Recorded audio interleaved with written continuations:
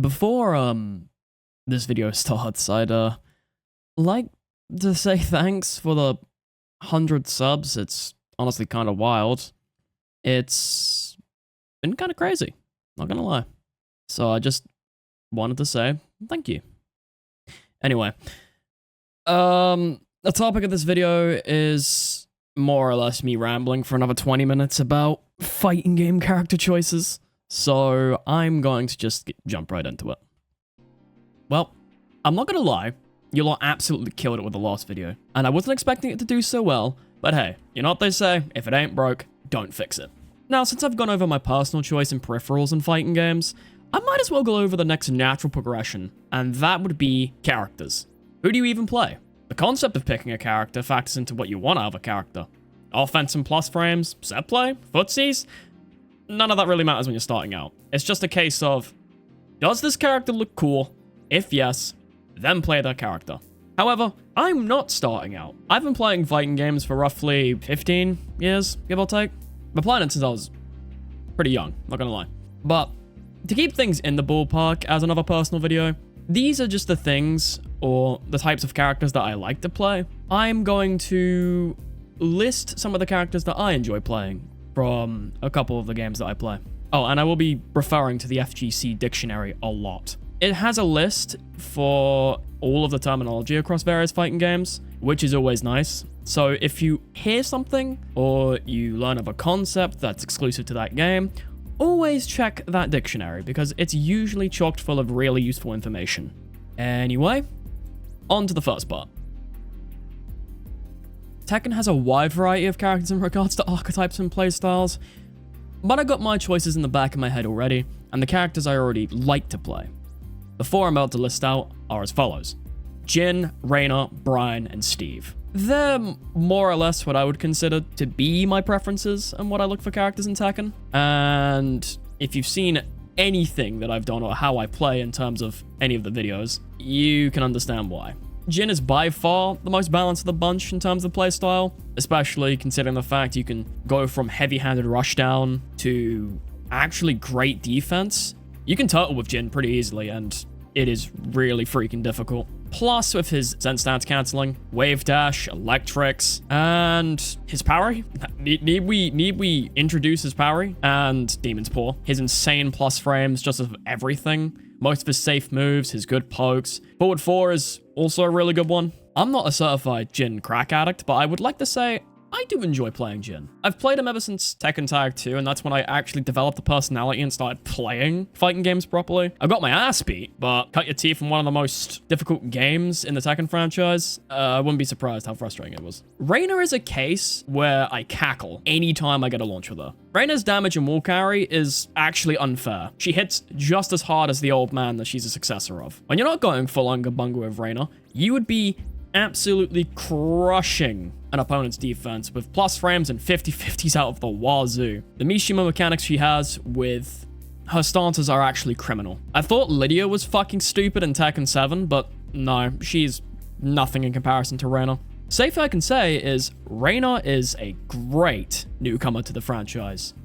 Then again, anyone worth their salt in the Tekken franchise will tell you that Reina's a good addition to the series. Though her frames, her moves, and her evasion is criminal. Alongside Electric War God Kick, Electric War God Kick. It gives Godoki Zeme, and it doubles as a counter hit launcher. It's just unfair, especially when you're fishing for a counter hit with Electric War God Kick. It's actually so stupid. Brian is the one character I'd say has more poke than any of the characters that I play out of these four. 3+4, down forward 2, 3+4, back 1, down forward 1, 2 into back sway. Off of Brian's back sway pokes. His counter hit launchers are great. Down forward 1 is just mwah. But when Brian gets you to the wall, that's when things really start. Brian players and Brian specialists are menaces at the wall. I mean, who else can I make an example of aside from Jimmy J Tran? Everyone loves a bit of Jimmy J Tran. And when they get the Snake Eyes install, that's when the party starts. Because 3+4 has a extension on it with 2. And you can charge 2. And it guard breaks. And wall splats. Brian is just terrifying in this game. Brian is just actually terrifying in this game. And it's great. He's a lot slower in comparison, especially when it comes to having to play, I'd say more of like an outfighter, more worry about the pokes and play more in the spacing, because Brian is extremely linear. If he gets stepped, he dies. That's the rule of Brian. Oh, and Hatchet Kick, and Orbital, and Snake. You know, let's just move on before I start listing out all the stupid stuff. Steve, well, he's Steve. He's the Gov, the man, the counter hit specialist, and a glow down so bad I feel bad for Steve mains. Back one is back one. You get hit with that thing, well, you're going to the wall. Sonic Fang, Flicker 2, Wild Man, half of Steve's mobility off of his 3 and 4, backsway throws, stance positioning changes. It's crazy. With the addition of Lionheart, it adds, I mean, Steve was already a pretty complete character as is. It's just Lionheart was, you know, another stance we have to worry about. Everything he does well, it's pretty simple. He punishes mashing, and he punishes impatient play. Unless someone is turtling, Steve will just make mincemeat of anyone who decides to press buttons against him. And because of his evasion from his sways and his spins, he's just really hard to lock down, especially at the wall. Actually, no, not at the wall. If he gets to the wall, he's scary even at the wall because of backsway 1-2. He's able to grab you and break your guard. A lot of what Steve does well. Unfortunately, Steve's pretty bad in Tekken 8, so it's big Sag. It's big Sag. Swiftly moving on from the Tekken franchise, but not entirely out of the 3D fighting game space, we are moving to Virtua Fighter. In this case, Virtua Fighter 5. And while I'd admit I'm not super familiar with the ins and outs and how the game plays at a fundamental level all that well, I do like the characters, and 2 of them really do stand out to me. And I enjoy playing these characters, especially when I hop on the Virtua Fighter every once in a while. As another thing of note, Virtua Fighter is a 3-button fighter, so I'll be swapping from Tekken's movement connotations to numpad connotations for clarity's sake, to make things a little bit easier, so I just thought I'd give you all a heads up. Akira Yuki is a character I've always enjoyed, even when I didn't know how to play him properly. He's technical, and that's one of the things I like about characters, is that they're technical. His one-frame, knee, various reversals, and guard break moves, he specializes in opening opponents up. It's amazing when you do get his game plan going. And due to Virtua Fighter's Nitaku situations, counter hits are dangerous. Extremely dangerous. Especially if it's at +6 or more, which means the aggressor could go for something called a strike-throw mix-up. It's a 50-50 that's, last time I checked, exclusive, but I think that's what makes it unique, because the aggression's out the wazoo. But some of Akira's most dangerous moves would happen to be the ones where he gets launches off of counter hit, or he launches off his throws. Stuff such as 666P, or as I like to call it, the big elbow, especially if you catch someone trying to abare at a wall, which will allow you to full combo off of the counter hit. And honestly, this thing is just so satisfying to use. I will fish for that counter hit when I'm playing him. And Akira's throws aren't something to sleep on either. Yoshi Senran allows for a full juggle. Shiniha allows for Akira to use Terio Kanpo stance, which allows for another 50-50 mid-low mix-up. Yeah, you can see where Akira gets his strength from. His throws are powerful. His singular strikes are powerful. His guard breaks, everything about him is powerful, but he's locked behind an execution barrier and a commitment to learning how to play the character properly. But you are rewarded with some of the most satisfying gameplay,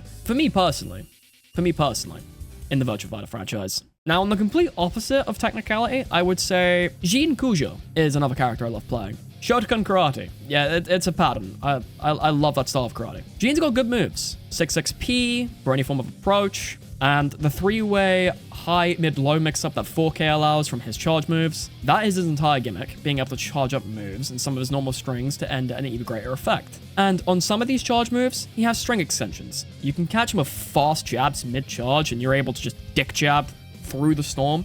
I am sorry, Blasted Salami, I did not mean to steal that. It's just something about Jin is all about conditioning. You condition your opponent to guard a lot, and that's when you can go for the kill, especially when you start getting stuff on counter hit. And while his throws aren't the greatest, there's still throws in Virtua Fighter. There's something to look out for. And while Jin does not have many guard breaks, the 1 or 2 that he does have make things rather interesting, especially considering the fact that 1 guard break is just a full-blown string into throw.